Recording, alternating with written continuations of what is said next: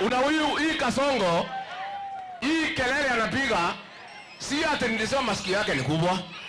Mimi nitaka akuwe masikio kubwa asikize ground. Si ndio?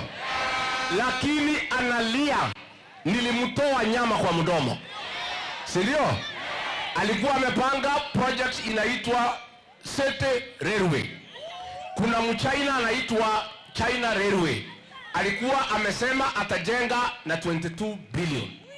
Mwingine mchina rafiki yake anaitwa CRBC akaquote 29 billion.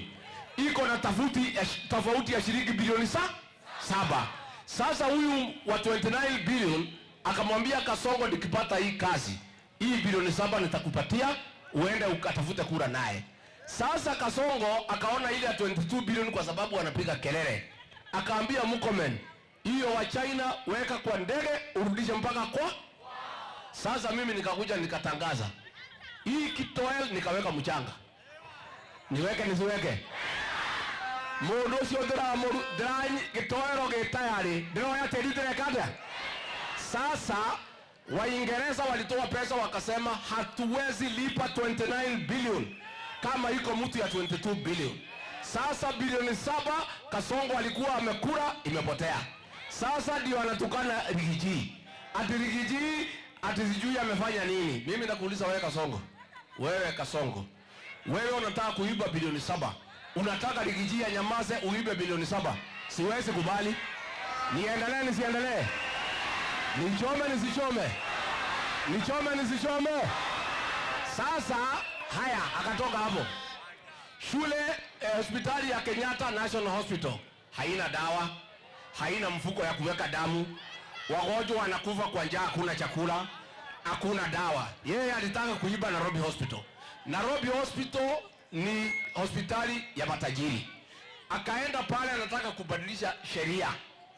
Ndio ikue ni hospitali ya shares, anunue ikue yake. Kwa sababu Nairobi Hospital kila mwezi inaleta faida ya bilioni 2. Sasa Kasongo alitaka achukue Nairobi Hospital akuwe akipata faida kila mwaka 24 billion. Sasa nilipojua nikatangaza ikapotea. Kasongo hangaike asihangaike. Sasa hii unaona analia kila bahali. Akitukana mimi, akitukana Matiang'i, akitukana Wamalwa, ni ile uchungu ya kumtoa nyama kwa meno. Mimi nikwambia Kasongo na nikwambia, mimi Rigiji mtoto ya Maumau, mtoto ya Mlimani, nitahakikisha vile Wakenya hawalali kwa sababu ya shida umeleta nchi hii, hata wewe utalala. Si ndio? Si ndio? Tumuhangaisha Kasongo? Ahangaishwe asihangaishwe? Mumenipatia ruhusa nimuhangaishe? Nimuhangaishe? Naona iwe mukimenyerere mundu ucio ti mundu mwega. Nimukuhoera. Andu aitu thanyitarwa thatha nimukumireria mateke. Nimukumireria mateke. Riu nie ndiranana nake no ndire thigari. Mubunge wanyu wa mishara ni mundu wa Kasongo. Aende asiende? Nimeamua huyu wa mishara alikuwa kwangu, alikuwa anachunguza maneno yangu na ya jamii yetu ya Mlima Kenya, usiku anapelekea Kasongo. Nikajua nikamfukuza. Akatoka hapo akaenda kwa Matiang'i. Anachunguza siri ya Matiang'i, usiku anapelekea Kasongo. Matiang'i akamfukuza. Akajaribu kwenda kwa Kalonzo. Kalonzo akamwambia mimi mtu amefukuzwa kwa Rigiji sitaki kwangu. Akajaribu kwenda kwa Wamalwa akamkataa. Sasa akahangaika akarudi kwa Kasongo pahali alikuwa ametoka. Sasa huyu wa mishara ndio mtu ya Kasongo. Kama hutaki Kasongo huwezi kubali wa mishara. Wa mishara aende asiende? Aende asiende? Tumekubaliana tukiua nyoka tunaua pamoja na maya. Tunakufukuza Kasongo na watu yake, si ndio? Na ndio tumeleta kitu inaitwa Operation Fagia. Nikisema harambe mnasema fagia. Harambe! Wasaliti wote, wa mishara, wa makeki, Kimani Ichung'wa, watu wote ambao ni wa Kasongo, Soprano na Kasongo, na Kasongo afagiliwe asifagiliwe? Sasa ndio nipe viongozi. Wacha niongee maneno iko kule Meru. Mimi nikiwa naibu wa rais, huyu Soprano alikuwa waziri wa interior na Japheth Kome alikuwa IG. Nikamuita Soprano, nikamuuliza Soprano, mimi naona kila wiki uko West Pokot, uko Marakwet, uko Baringo, unapigana na wezi wa mifugo wale wanaua watu ya Kasongo. Hiyo ni sawa, lakini wewe watu ya Meru pale Igembe North wanauawa kila siku, ng'ombe zao zinaibiwa. Akaniambia mimi, wacha kwanza nisaidie rais, hiyo mkubwa yangu. Ni bure si bure?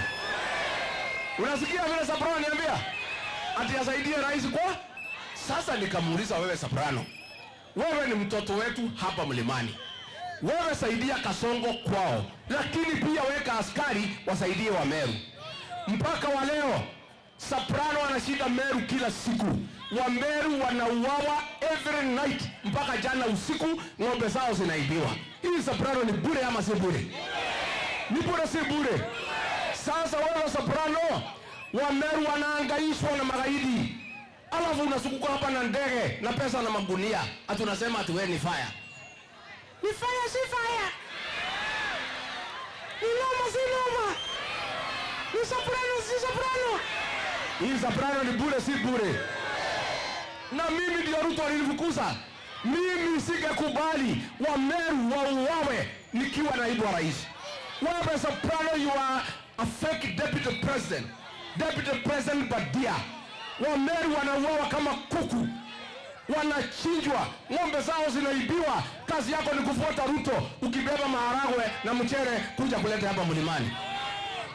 Mimi nataka niseme watu ya Githunguri, nauliza nyinyi kwa heshima, mtafute viongozi ambaye hawezi uza sisi tumbo yao.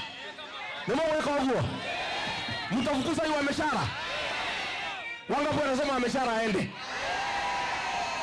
Na huyu mama kaunti ya wa Makeki, huyu wa Murang'a aende asiende? Aende asiende? Lakini mimi naomba msimame na kijana wangu. Kijana wangu Karongo Wathang'wa ni mwanaume kamili katika hapa. Watu viongozi wote wa Kiambu isipokuwa gavana na senator, ma-MP wote 12 na mama county walinunuliwa na Kasongo, wakapewa pesa, wakauza watu ya Kiambu, wakauza jamii yetu. Huyu Karongo Wathang'wa